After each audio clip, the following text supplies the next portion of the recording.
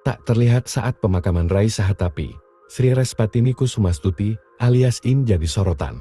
Sangat berbeda dengan Dewi Yul yang selalu ada, tetap mendampingi anak, menantu dan cucu untuk menguatkan mereka yang berduka atas kepergian Rai.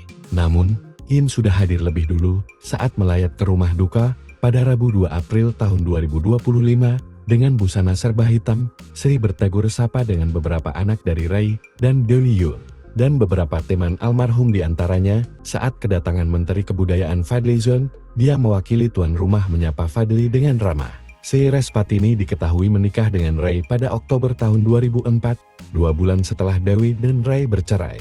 Diketahui, istri kedua Rai memiliki pekerjaan mentereng. Saat dinikahi Rai, anak sulung dari 4 bersaudara pasangan Suarjo dan Siti Rajiati itu berstatus janda 2 anak.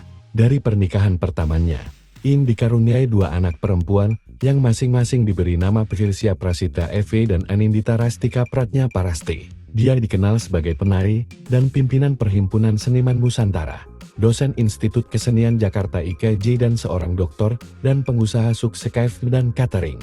Perkenalan Rai Sahetapy dan Sri Respatini Kusumastuti ternyata ketika keduanya sama-sama masih kuliah di IKJ. Sayangnya informasi tentang Sri Respatini Kusumastuti sulit ditemukan.